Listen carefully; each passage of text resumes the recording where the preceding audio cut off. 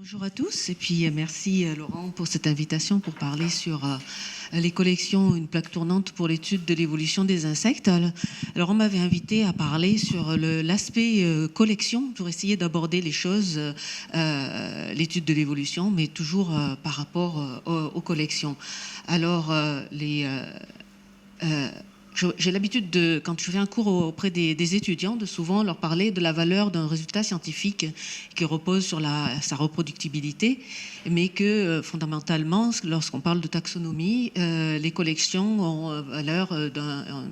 statut de conservation de la preuve. On va pouvoir, après avoir fait une publication et décrit un taxon, pouvoir revenir sur les collections, sur le spécimen, pour venir vérifier et continuer de construire l'étude de l'évolution en revenant chaque fois auprès des collections pour enrichir les choses et aller toujours un petit peu plus loin dans l'étude de l'évolution. Donc, première étape, effectivement, lorsque l'on a un spécimen, que l'on fait sa description en taxonomie, c'est la première étape où on va aller piocher dans les collections là, le matériel, les spécimens. Une autre étape, ça va être au moment de la construction de phylogénie, aussi bien à partir de caractères morphologiques que moléculaires. De nouveau, on va aller dans nos collections piocher l'information dont on a besoin pour continuer à essayer de construire et d'étudier. Et puis, on peut encore aller un peu plus loin encore, où on va de nouveau retourner aux collections pour faire dans une cadre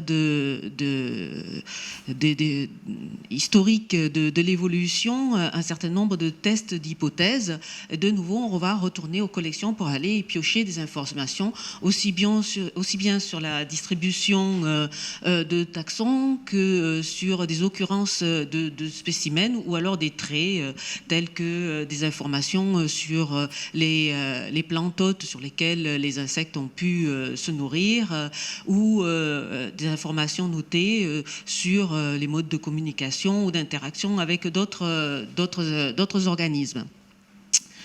Alors, d'abord, un mot sur les collections d'entomologie, parce que bien sûr, elles sont énormes. C'est 44 millions de spécimens conservés de différentes manières. Et je n'aborderai que par quelques petits exemples les choses aujourd'hui de ce que j'ai pu faire ou de ce que mes collègues ont pu faire. Donc, 44 millions de spécimens conservés de différentes manières. Pour la grande majorité, ce sont des spécimens conservés à sec, avec monté sur une épingle ou alors collé sur ce que l'on appelle une paillette, et toutes les informations associées normalement dans la façon de procéder actuellement, c'est de mettre toutes les informations associées sur l'épingle qui porte le spécimen. Après, au sein même de l'entomologie, les pratiques aussi de préparation des spécimens sont différentes. Donc ça induit aussi des travaux différents, des groupuscules au sein même de l'entomologie et des pratiques qui sont distinctes. En particulier, comme vous avez pu voir dans la présentation de Vincent, hein, c'est les lépidoptéristes. Toujours, les spécimens seront montés, étalés au préalable avec des ailes ouvertes, et une fois qu'ils sont préparés de cette manière, on va les laisser sécher avant de les mettre en collection. Par exemple, chez les hémiptères, qui sont le groupe sur lequel je travaille, c'est très rare qu'on les ouvre de cette manière. Généralement, on les colle sur une paillette. Il n'y a que pour les gros spécimens où l'on peut se permettre de faire ces ouvertures des ailes, et en général, on le fait que sur une moitié pour économiser du temps, de l'espace dans les collections, mais pour pouvoir quand même avoir accès au caractère morphologique des ailes, entre autres des ailes postérieures. Mais les collections d'entomologie, ce n'est pas que des spécimens à sec. J'ai pris deux exemples qui sont celui des cochenilles et des pucerons, où ce sont des collections qui sont conservés pour beaucoup sous forme de lamelles. Les spécimens sont montés. Il faut savoir que pour monter une cochenille, pour pouvoir l'étudier après sous lamelles, le protocole nécessite à peu près une semaine. Donc lorsque l'on regarde le travail qui a été fait pour avoir des collections où il y a 160 000 préparations de lames chez les pucerons et 100 000 préparations chez les cochenilles, ce sont des collections qui sont importantes. Donc ça, c'est pour pouvoir étudier les spécimens, mais on en garde aussi une grande partie de ces spécimens, soit en alcool, soit sous forme d'exicata. Alors, sous forme d'exicata, en fait, comme les cochenilles ou les pucerons, on va récolter souvent la plante hôte sur laquelle on les a collectés, en même temps qu'on collecte les cochenilles. On va laisser sécher la colonie et la plante soit dans des petits flaconnages, ou soit dans des enveloppes, et que l'on va ranger et que l'on qui se nomme donc les excicata. Et donc on va pouvoir revenir à ce matériel pour pouvoir faire d'autres préparations éventuellement,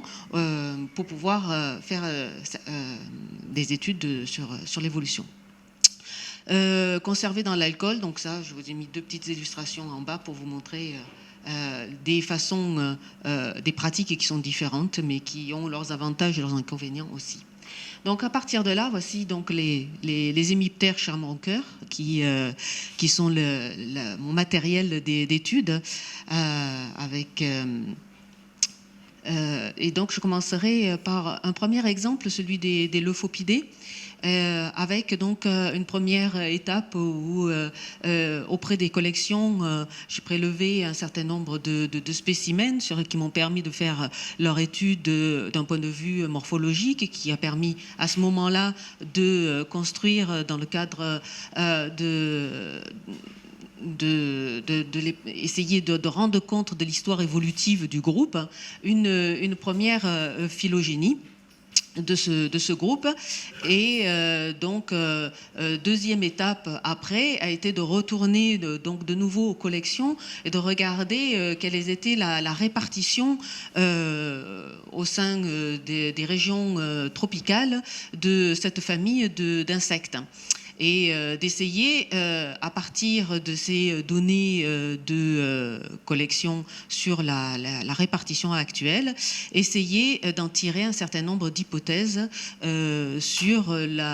l'histoire biogéographique du groupe, et comment au cours de l'évolution et de la tectonique des mouvements des plaques, la famille avait pu se mettre en place à partir d'un épicentre quelque part dans le sud-est asiatique, probablement il y a 90 millions d'années, et puis s'est déplacé et s'est diversifié sur l'Asie du Sud-Est, en partant jusque dans l'océan Pacifique et en descendant jusqu'en Australie, et de notre côté en atteignant l'Amérique du Sud, et finalement aussi pour certains genres qui se trouvent ici dans ce clade dit Sarabessa, deux genres qui ont atteint l'Afrique et qui se sont diversifiés en Afrique. L'âge probable était l'hypothèse était de penser que les chemins d'accès à l'Afrique étaient autour de 20 millions d'années. À partir de là, on est de nouveau encore retourné aux collections pour essayer de trouver encore un certain nombre d'informations pour venir enrichir cette étude, pour essayer de voir et d'optimiser, puisque ce sont des insectes qui sont phytophages et qui sont relativement féodés à un petit nombre de plantes sur lesquelles ils se nourrissent, de voir comment ils se répartissaient sur leurs plantes hôtes. Et à partir des données collectées en collection, j'ai pu mettre en évidence que la majorité de ces insectes se nourrissaient soit sur des palmiers, des arrêts cassés, ou par certains sur des poacées. Et on constate que donc si on fait une optimisation sur cette phylogénie, l'ancêtre du groupe très probablement devait donc se nourrir sur Arécacée, et qu'il y a passage d'un petit groupe, d'un l'ancêtre de ce groupe Sarabessa qui est passé sur les Poacées. Et si là on met ça en perspective avec les hypothèses de biogéographie historique précédentes, ça prend d'autant plus de sens que la savanisation de l'Afrique a eu lieu à partir de 20 millions d'années, et que donc ces deux genres, Elasmocelis et l'Euphops, ont pu donc entrer, l'ancêtre de ces deux genres, entrer en Afrique à ce moment-là, et profiter de la diversification et de la colonisation de l'Afrique par leurs plantes hôtes pour eux suivre et se diversifier grandement après en Afrique. Donc voici un premier exemple de l'utilisation de l'information que l'on a pu aller piocher dans les collections pour essayer de rendre compte de l'histoire évolutive d'un groupe et de faire un certain nombre de tests d'hypothèses sur des traits particuliers, eux aussi piochés dans les collections. Deuxième petit projet et étude faite, c'était autour de l'impact du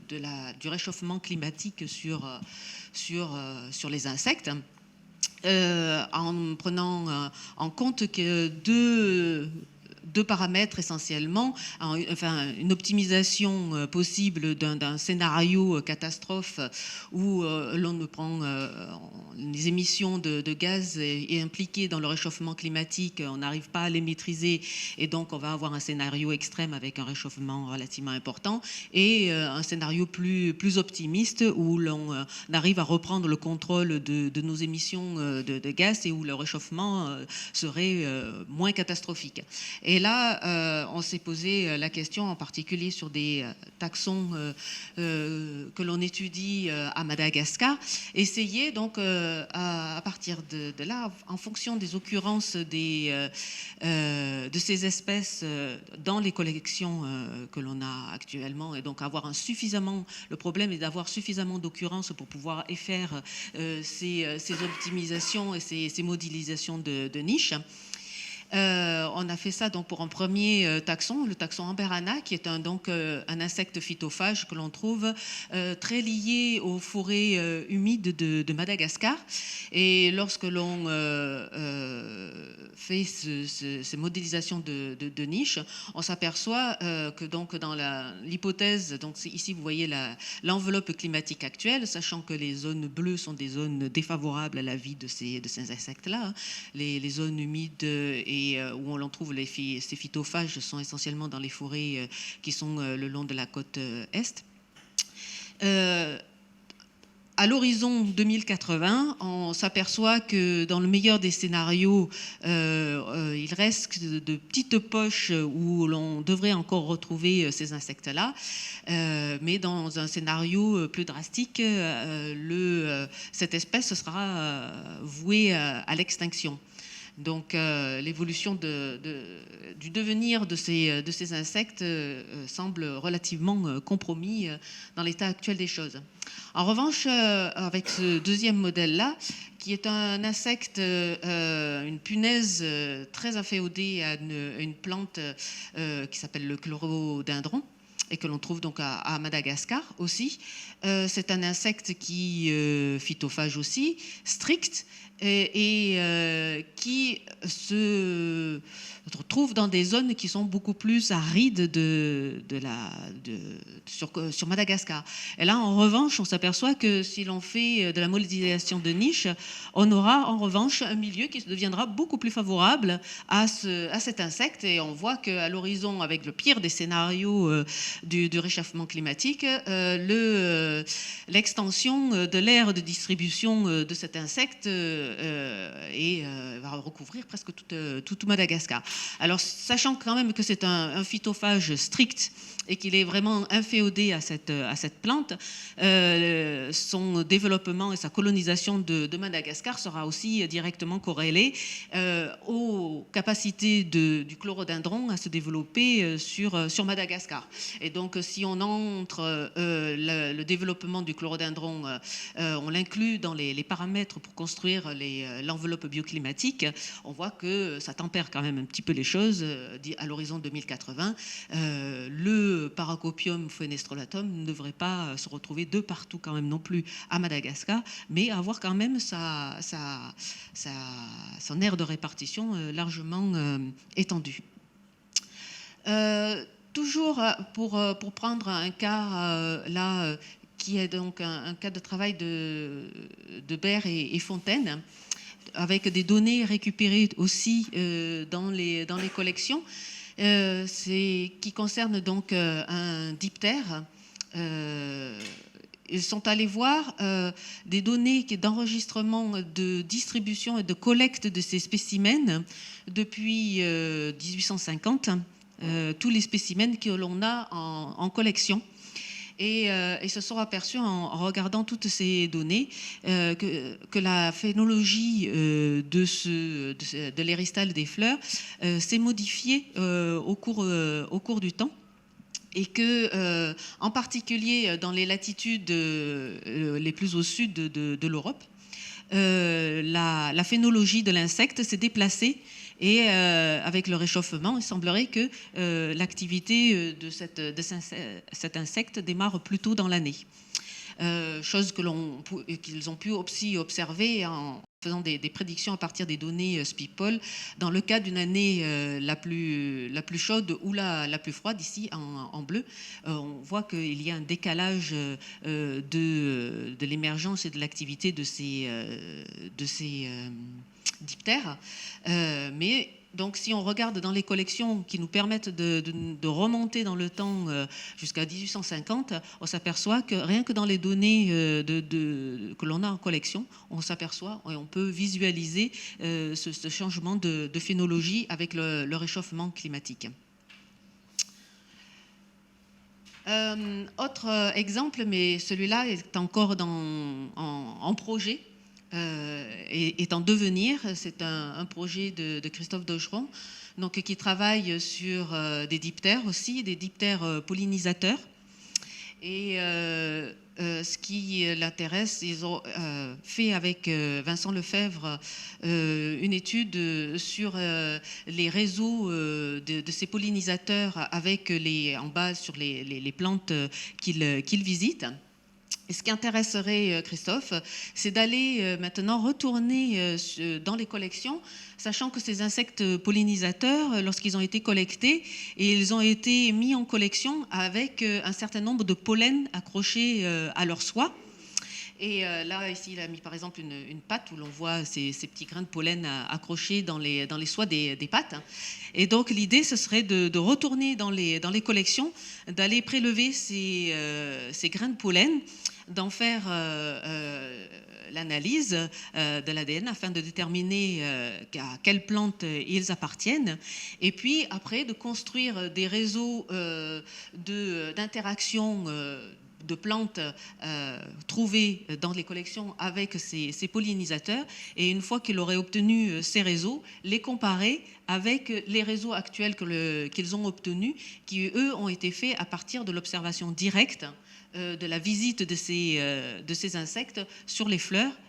actuellement dans la nature, et de voir effectivement s'il y a eu évolution dans la façon de visiter et d'interagir avec les plantes. Un dernier exemple où on peut retourner donc un modèle chez les hémiptères. À partir de spécimens que nous avons en collection et qui ont été collectés d'une manière très particulière avant d'être rentrés dans les collections et étudiés. Ils ont été collectés dans le cadre d'un projet qui a eu lieu en Papouasie-Nouvelle-Guinée, où il y a eu une collecte le long d'un gradient altitudinal, en partant de 200 mètres d'altitude jusqu'à 3700 mètres, avec un protocole très strict sur les méthodes de récolte, avec des pièges malaises, 4 pièges malaises posés tous les 500 mètres d'altitude, donc entre 200 mètres et 3700 mètres, sachant que donc ces zones correspondent à des zones de température moyenne dans l'année qui sont très différentes, des végétations en strates qui sont très différentes le long de ce gradient. À partir de l'étude de ces émetteurs qui ont été collectés dans ces pièges malaises, on a pu mettre en évidence un certain nombre de choses, les relations pour certains clades de la richesse spécifique en fonction de l'altitude, et puis aussi la façon de se répartir. Là, même pour les clades, les groupes qui diminuent avec